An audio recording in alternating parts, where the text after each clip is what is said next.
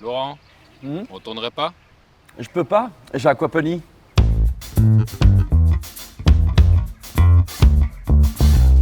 Bonjour à toutes et tous et bienvenue dans cet épisode 2 d'Au fil de l'eau. Aujourd'hui, on va parler agriculture urbaine et... Aquaponie? Non, aquaponie. Aqua pour l'eau, pony pour les plantes.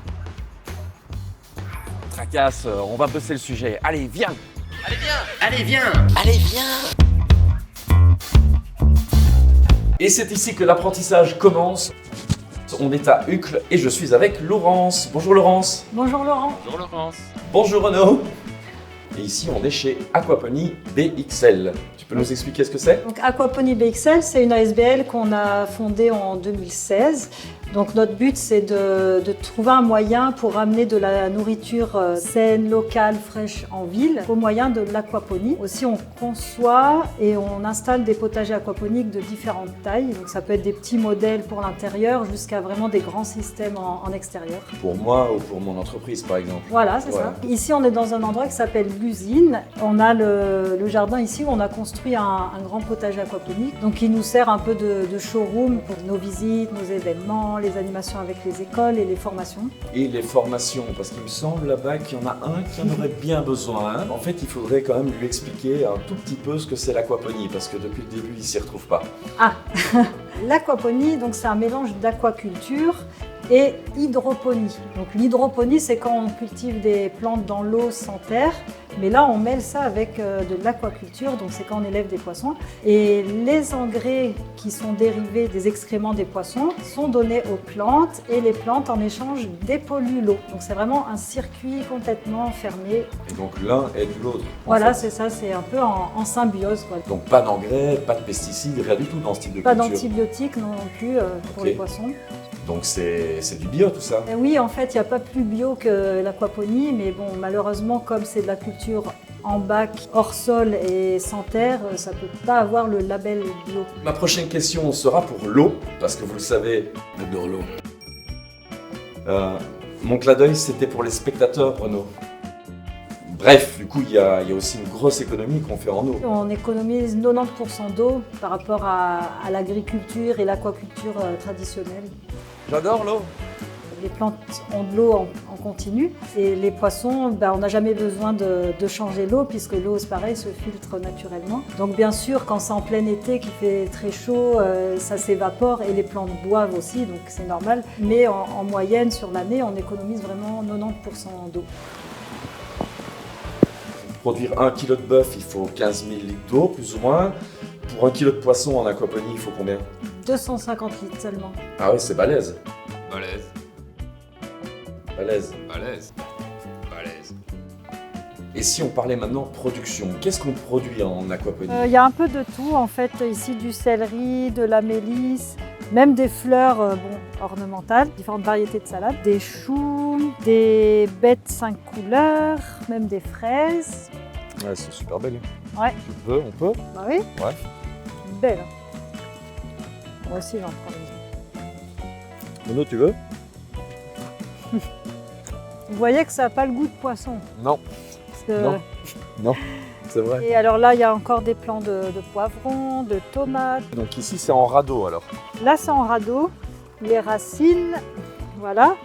Donc elles baignent dans l'eau. On laisse un petit peu d'air passer, donc c'est un petit peu surélevé, voilà, pour que ça ne soit pas dans l'eau complètement et que les racines s'aèrent aussi. Il faut savoir qu'à la base, l'aquaponie, c'était les Aztèques et les Mayas qui avaient inventé ça. Ils fabriquaient des énormes radeaux, un peu comme ceux-ci, avec des roseaux et des joncs. Et ils remplissaient le radeau avec de la vase qui venait du lac.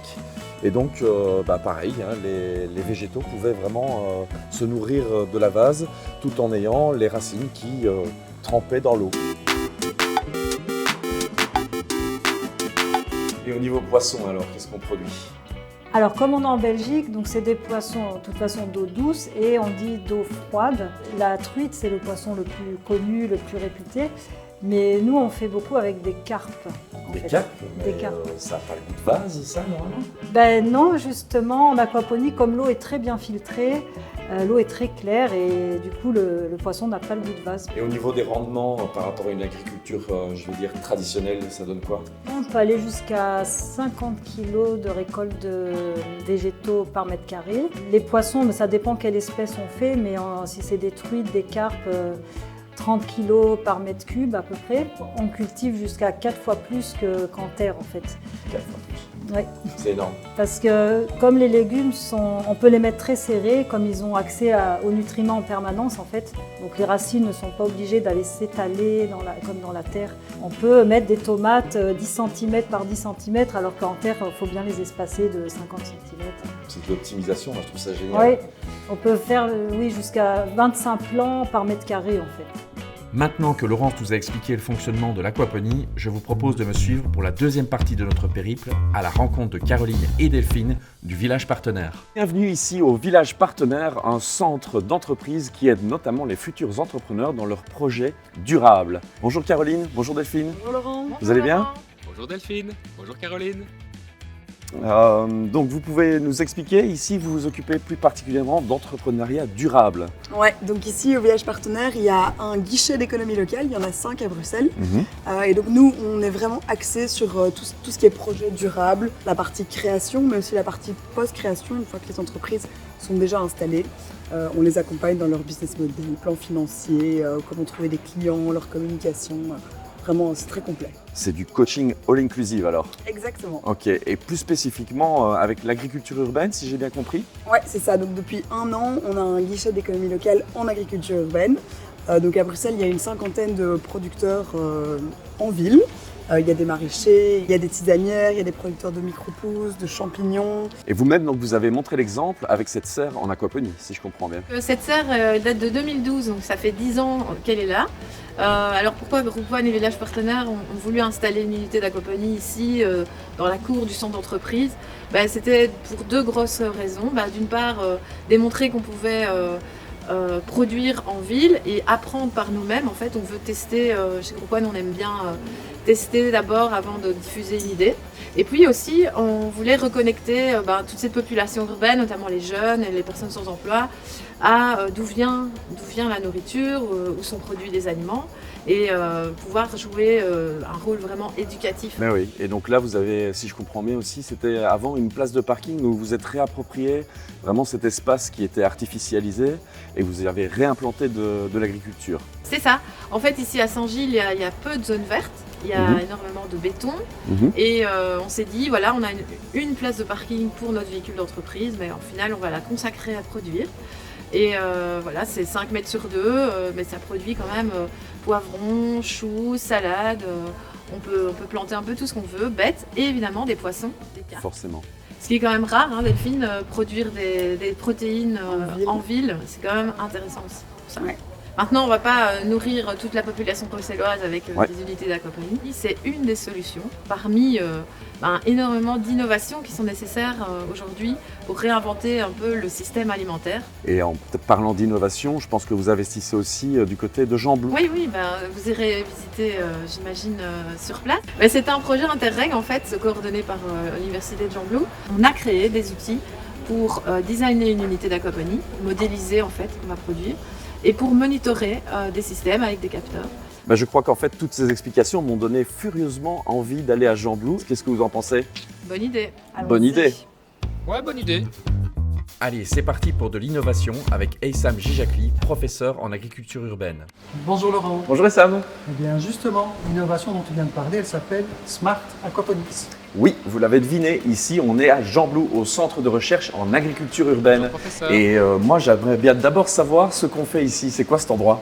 Alors cet endroit, c'est un endroit un peu neuf. On a commencé à travailler depuis le mois de février de cette année 2022 et ça s'appelle la serrure. C'est une serre en toiture. D'accord. Et donc ici, si je comprends bien, on fait aussi de la recherche pour cultiver des plantes avec de l'eau.